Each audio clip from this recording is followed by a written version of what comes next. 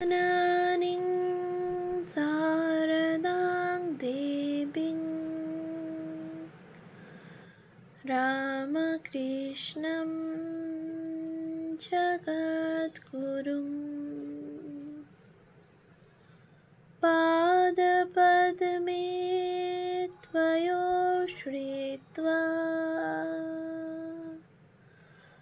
प्रणमामि মুহুর্মুহু। পূজনীয় স্বামী লোকেশ্বরানন্দজি মহারাজের সম্পাদনায় রচিত শতরূপে সারদা গ্রন্থ থেকে পাঠ, পৃষ্ঠা সংখ্যা 280।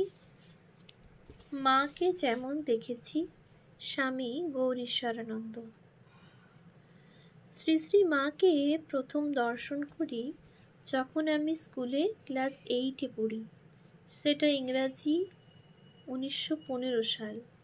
সত্যি কথা বলতে কি, একটু হতাশই হয়েছিলাম। আমার কল্পনায় মা বিরাজ করছিলেন এইভাবে।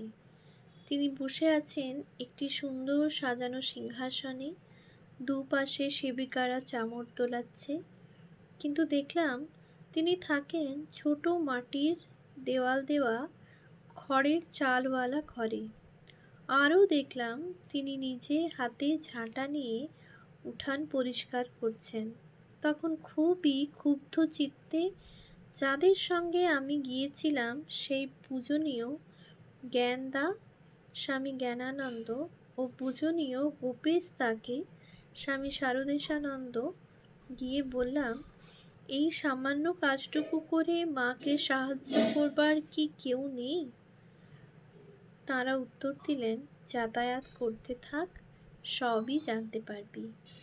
আমাদের দেখে মা বললেন, বাবা একটু দাঁড়াও, আমি এই কাজটুকু সেরে নিয়ে হাত ধুয়ে বসি, তখন আমাকে প্রণাম করবে। আমরা অপেক্ষা করলাম। মা ঝাঁটা রেখে হাত ধুয়ে বিছানায় বসলেন। আমরা একে একে প্রণাম করলাম। প্রণাম করার সময় লক্ষ্য করলাম একটি মেয়ে মায়ের বিছানায় শুয়ে আছে।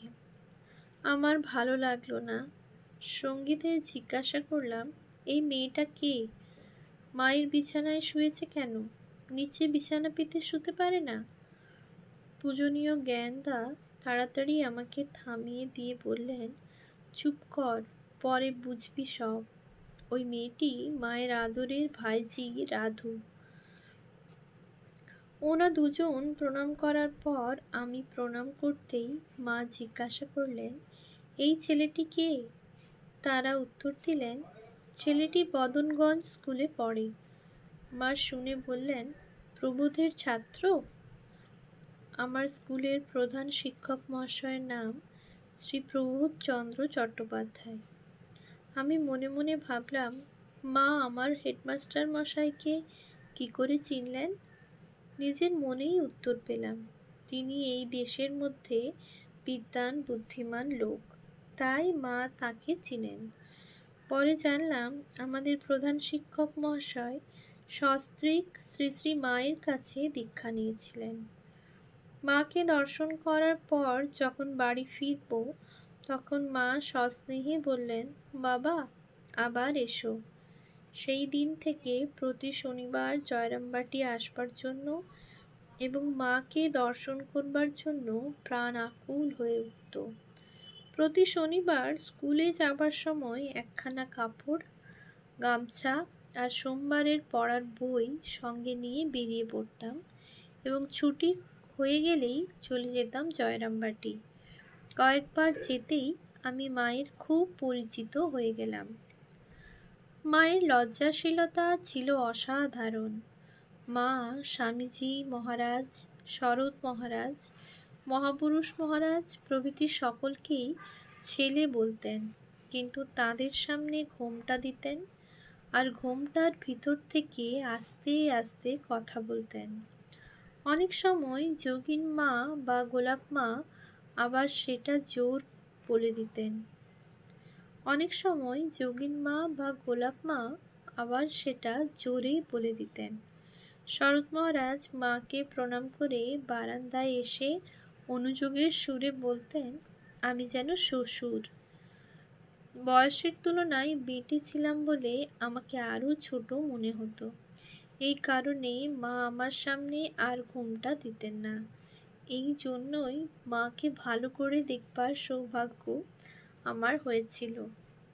এছাড়া মায়ের পায়ে বাত ছিল এবং আমার সৌভাগ্য হয়েছিল মায়ের পায়ের বাতের তেল মালিশ করে দেবার।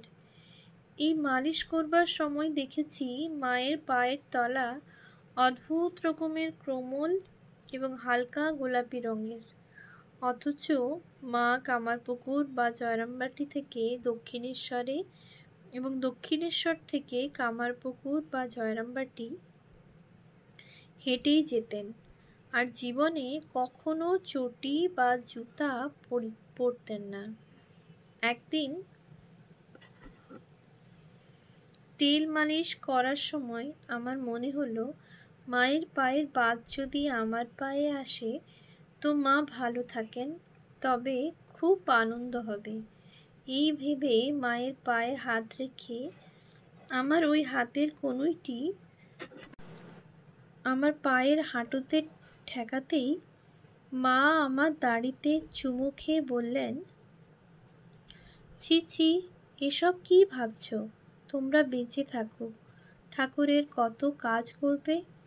আমি বুড়ি হয়েছি, আর কতকাল বাঁচব? আমি মায়ের সঙ্গে বসে তরকারি কাটতাম, তার উনানে আগুন ধরিয়ে দিতাম, আটা ময়দা ঠেসে রুটি লুচি বেলে দিতাম। মায়ের সঙ্গে বসে পান সাজতাম, ফুল তুলসী বেলপাতা দূর্বা তুলে এনে চন্দন পিষে তার পুষ্পপাত্র সাজিয়ে দিতাম। ফল থাকলে কেটে দিতাম। তখন তো জয়রামবাটিতে ফলমূল কিনতে পাওয়া যেত না। ফলের মধ্যে কুমড়ো, মূলের মধ্যে আলুই ছিল। আর একটি ছোট দোকান ছিল। দোকান এতই ছোট যে মা একবার 2.5 পোয়া পোস্ত কিনতে পাঠিয়েছিলেন। পোস্ত চাইতে দোকানদার বলেছিল, তোমাকেই 2.5 পো দেব, তো আমি খুচরো কি বেচব? আমার দোকানে মাত্র 2.5 পো আছে। এখন বড় বড় অনেক দোকান হয়েছে। মা আমাকে একসঙ্গে 2 খিলি পান খেতে দিতেন, আর মেয়েদের কাছে বলতেন, রামময়কে পান খাইয়ে দেখতে বেশ লাগে।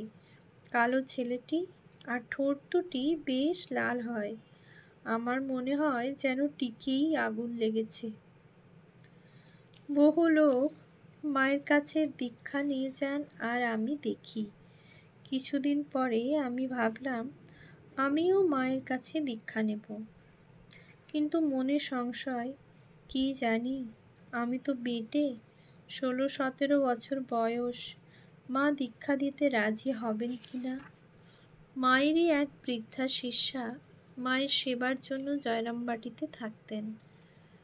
তার ছেলে তখন উকিল, তার সাথে পরামর্শ করলাম।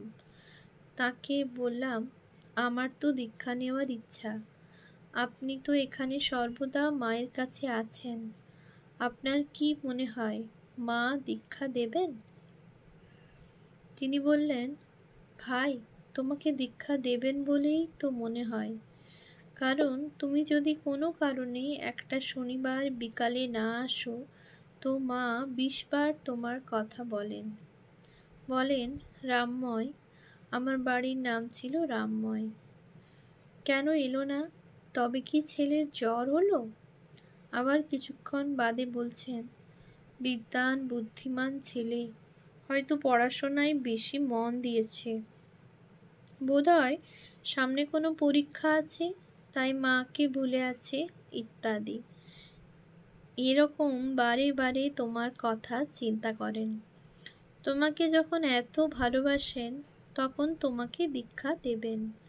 তবে যদি বলেন আর একটু বড় হয়ে নেবে, সে কথা আলাদা। আমি তো বড় হয়েছিলাম, বেটে বলে আমাকে ছোট দেখাতো। যাই হোক, মাকে বলতেই তিনি খুব খুশি। বললেন, আচ্ছা, তুমি দীক্ষা নেবে তো? আসনটা পেতে নিয়ে ঠাকুরকে প্রণাম করে বসো। মায়ের আসন ছাড়া আরও দুখানা গালিচার আসন ছিল। যদি স্বামী স্ত্রী দীক্ষা নিতেন তাহলে দুখানি আসন পেতে দিতাম। ওই দুখানি আসন থেকে একখানি আসন মায়ের সামনে পেতে ঠাকুরকে ও মাকে প্রণাম করে বসলাম। মা কোষা থেকে কুশিতে করে জল নিয়ে আমার গায়ে ছিটাতে ছিটাতে বললেন, পূর্ব জন্মের সমস্ত পাপ নষ্ট হয়ে যাক, ইহজন্মের জ্ঞানকৃত অজ্ঞানকৃত সব পাপ নষ্ট হয়ে যাক। এই বলে মা আমার দেহ শুদ্ধ করে নিলেন। পরে একটি দেবতার নাম উচ্চারণ করে বললেন, ইনিই তো তোমার ইষ্ট। আবার মানে বুঝতে যদি না পারি তাই বললেন, একেই তো তুমি সবচেয়ে বেশি ভক্তি শ্রদ্ধা করো, ভালোবাসো, এর মন্ত্রই তো তোমাকে দেব। তখন আমি বললাম, মা, আপনি ঠিকই ধরেছেন যে আমি ওকেই সবচেয়ে বেশি ভক্তি শ্রদ্ধা করতাম, কিন্তু এখন ঠাকুরের বই পড়ে সব দেবদেবী এক মনে হয়। আচ্ছা, আমি যদি কোনো মন্ত্র চাই তা আমাকে দেবেন? মা বললেন, বলো। আমি তখন বললাম। মা বললেন, এই মন্ত্র পেলে তুমি খুশি হবে? আমি বললাম, হ্যাঁ। তখন তিনি সেই বীজ মন্ত্রটি শুনিয়ে দিলেন এবং কি করে 108 বার জপ করতে হয় দেখিয়ে দিলেন। দু চারটি কথা ও উপদেশ দিয়ে বললেন, বাবা, গুরু আর ইষ্টকে এক জানবে, কোনো ভেদ ভাবনা করবে না। আমি তখন জানতাম না যে দীক্ষান্তে গুরু দক্ষিণা দিতে হয়। তাছাড়া আমার পকেটে সেদিন একটি পয়সাও ছিল না। বাড়ি থেকে খেয়ে স্কুল যাই, স্কুল থেকে জয়রামবাটি, সবই হেঁটে, সুতরাং পয়সার দরকার হতো না। মা কিন্তু দক্ষিণা সম্বন্ধে কিছুই বলিলেন না। দীক্ষার পর আমি যখন মাকে দু পায়ে হাত দিয়ে প্রণাম করছি, কারণ মা আমাকে পূর্বে পায়ে মাথা রেখে প্রণাম করতে গেলে বলেছিলেন পায়ে হাত দিয়ে প্রণাম করলেই হবে, তখন মা বললেন, আজকে পায়ে মাথা রেখে প্রণাম করতে হয়, কারণ এতদিন যিনি মা ছিলেন আজ তিনি গুরু হলেন। তিনি নিজেই শিখিয়ে দিলেন, আর আমিও তার পায়ে মাথা রেখে প্রণাম করলাম। মা দুই হাত আমার মাথায় দিয়ে আশীর্বাদ করলেন ও বললেন, চলো বাবা, চলো, দুটি খাবে, চলো, বেলা হয়েছে, খিদে পেয়েছে। আমি যেই বাইরে বেরিয়েছি অমনি জ্ঞানদা, স্বামী জ্ঞানানন্দ আমাকে ডেকে জিজ্ঞেস করলেন, কিছু দক্ষিণা দিলি? আমি বললাম, না, কি করে দেব, আমার পকেটে একটি পয়সাও নেই। জ্ঞানদা তখন পকেট থেকে রুমাল বের করে টাকা, আধুলি, সিকি, দুয়ানি ইত্যাদি যা ছিল সব আমার হাতে দিলেন। সব নিয়ে হয়তো 2.5 টাকা 3 টাকা হবে। সেই নিয়ে যেই দরজার কাছে এসেছি অমনি মা বললেন, কি বাবা? আমি তখন সেই টাকা পয়সা মাকে দেখালাম। তিনি জিজ্ঞাসা করলেন, কোথায় পেলে? আমি বললাম, জ্ঞানদা দিলেন। তখন তিনি বললেন, আচ্ছা, দাও, বলে সেগুলি নিলেন। আমি আবার তার পায়ে মাথা রেখে প্রণাম করতে তিনি মাথায় হাত দিয়ে আশীর্বাদ করে বললেন, চলো, এখন দুটি খাবে, চলো। এই বলে একটা ছোট থালায় করে মা মুড়ি দিলেন এবং আমাকেও দিলেন। মা ও আমি পাশাপাশি বসে খাচ্ছি। মা মাঝে ওর থালা থেকে মুড়ি তুলে আমার থালায় দিয়ে বললেন, খাও বাবা, খাও, বুড়ো হয়েছি, দাঁত নড়ছে, চিবোতে পারছি না। অর্থাৎ আমি না চাইতেই মা আমাকে প্রসাদ দিচ্ছেন।